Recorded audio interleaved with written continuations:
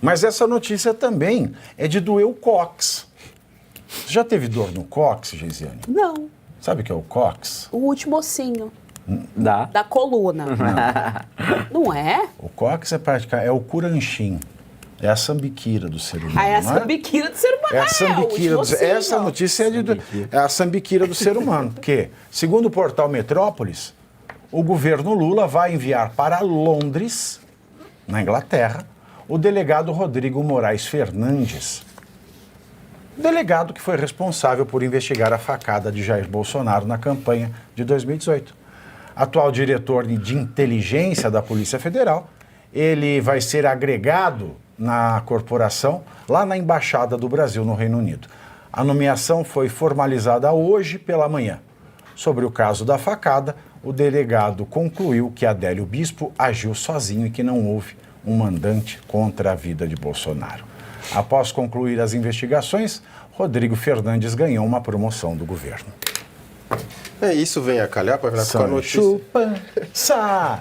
Com a notícia anterior, no sentido das estruturas, porque você vê que até a direita tem dificuldade em ter uma proposta de reformulação das estruturas, no sentido de que agora o novo argumento é a gente vai eleger maioria no Senado na próxima eleição, sendo que já tinha feito isso agora, né? Foi a maior bancada conservadora e que não atua. A direita atua essencialmente na regra e no campo da esquerda, com a pauta da esquerda, com a ideia da esquerda. Seria o mesmo que alguém de direita entrar e falar: eu fui nomeado para o departamento de diversidade e fiz um grande trabalho. Fala, tá, mas você discorda da estrutura, você fez um grande trabalho, essencialmente o que a direita faz. Vou deixar tudo arrumadinho para quando a esquerda entrar fazer o que quiser. E esse caso do delegado simboliza isso perfeitamente. Ele foi lá, concluiu, existem diversos elementos que a gente pode argumentar juridicamente, enfim, filosoficamente, que dariam a entender outra coisa. Agora, ele foi isso e recebeu de alguma forma um prêmio, ou seja, que a direita entenda que precisa mexer na estrutura, não adianta jogar com o jogo existente que pertence a quem quer te destruir. Isso fica evidente. Então, agora a ideia, na próxima eleição mais senadores, na próxima eleição o Jair estará elegível. Fala, mas assim, com base em que vocês estão falando isso? O cenário não indica nada disso, então vamos com calma.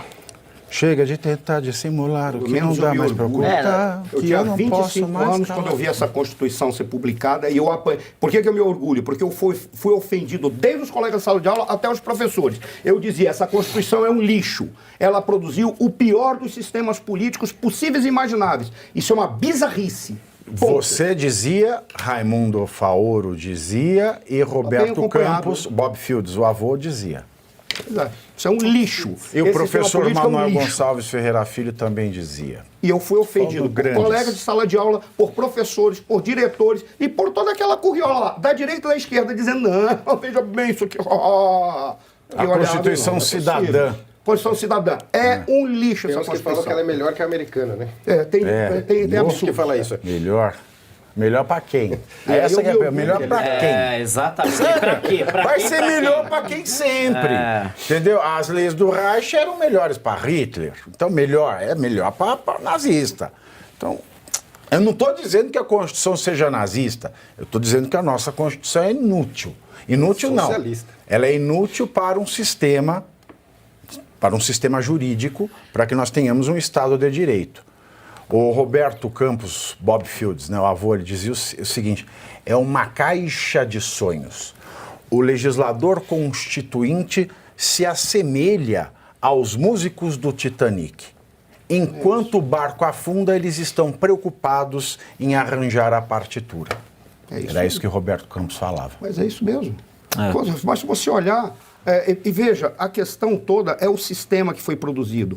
E não adianta você ter uma caixa de sonhos se a caixa tem uma estrutura que não permite que os sonhos se concretizem e cria todas as brechas para que basta chegar um mau caráter. Essa é a razão pela qual não vai adiantar a gente tirar a decisão monocrática. Porque foi a mesma coisa quando você criou a emenda impositiva. Eu lembro que eu estava no Congresso. Não, vamos criar a emenda parlamentar impositiva. Nós sentávamos, conversávamos com os deputados, sentávamos entre nós e dizia o seguinte: só vai mudar a técnica de negociação. O problema é a existência de uma emenda parlamentar porque ela rompe com o pacto federativo.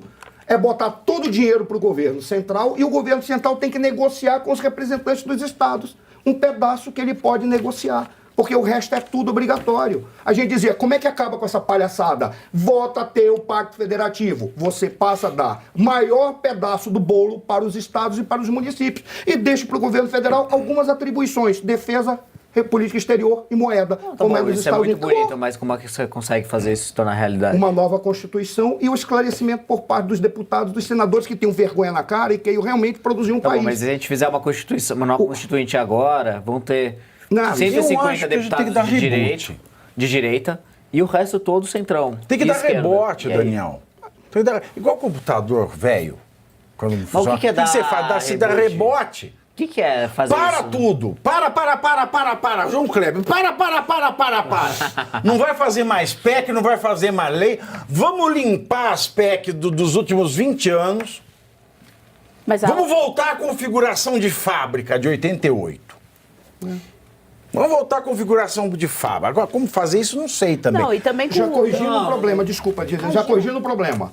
Aquela Constituinte, nós tivemos a bizarrice, apesar de eu gostar dele, nós tivemos a bizarrice de ter um cara que era tetra-presidente.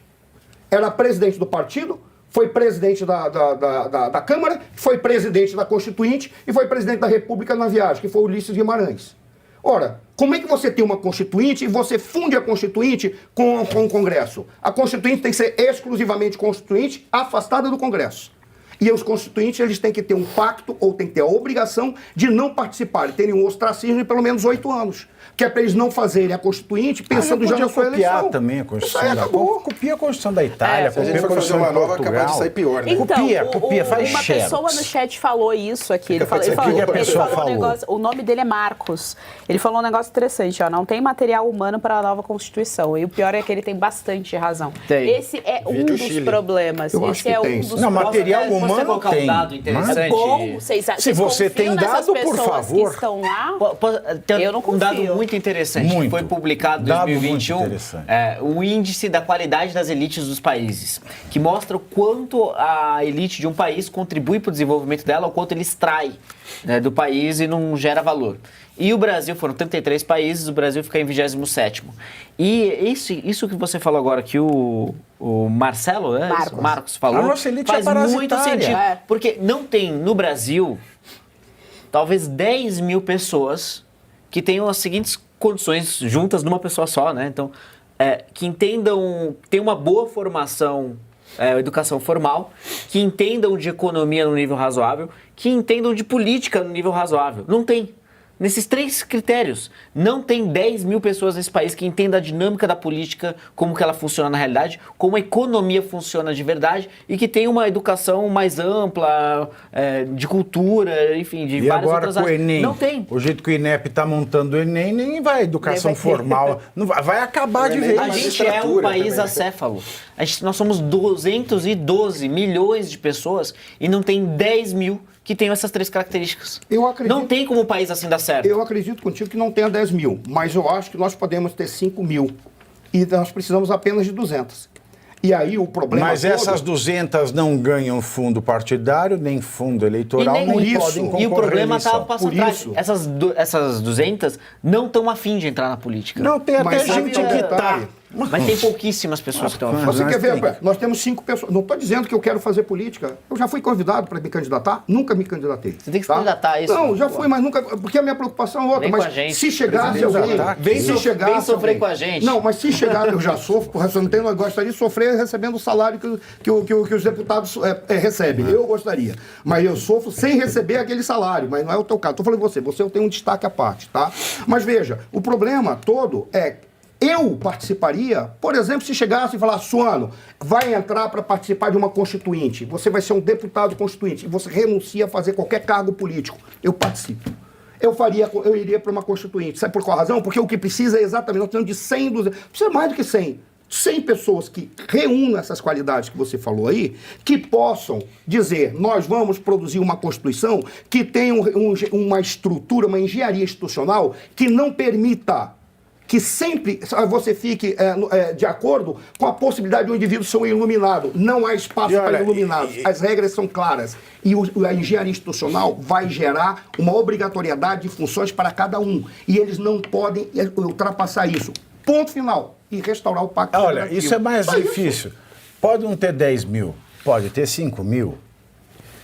Agora, no Congresso não tem nenhum. Nenhum. Esse é o meu ponto. Mas nenhum. Não salva, se espremendo. Hoje não dá mais nada. Deve Por ter que, uns que eu falo 50. isso? CNJ.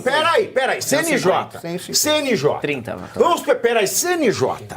CNJ. O que é o CNJ? Conselho Nacional de Justiça. A priori, o CNJ fica acima do STF. A priori. Para analisar malfeitos e tal. A Câmara tem uma vaga de um cidadão de notável saber jurídico para lhe indicar. O Senado também tem uma. A Câmara, como é que funciona isso? Como é que é a dinâmica? Cada liderança da casa pode indicar um nome. Cada partido. Ou federação. Sabe quantas lideranças indicaram um nome na Câmara? Ninguém. Indicaram uma, indicou a ex-chefe de gabinete do Toffoli, aprovado. Ninguém levou uma concorrência. Senado, ninguém sequer deu publicidade que acabou o mandato do Bandeira de Mello, que aparece nessa reportagem que nós falamos hoje, da STJ. Ninguém deu publicidade ao fim do mandato. Eu mesmo, eu falei com 16 lideranças do Senado. 16!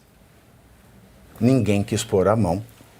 Reconduziram este que está, não necessariamente faça alguma coisa de errado, mas Quem é está o- na quem notícia. está? O Bandeira de Mello? Voltou o Bandeira de Mello? denúncia. Bandeira de Então, Mello tá tinha lá acabado. Desde quando eu estava aí lá. O mandato dele era para acabar em fevereiro de 2024. Eu acompanhei. Não foi publicado em nenhuma ordem do dia votação para recondução. E eu falei com 16 lideranças diversas, entre as partidárias, liderança disso, daquilo, etc. e tal. Ninguém se interessou pelo tema. Ninguém se interessa. Você acha que uma PEC de qualquer um desses vagabundos possa fazer alguma coisa? Não vai. E o CNJ? Não vai. E eu me sinto um palhaço de ter ido para Paulista dia 7, eu repito.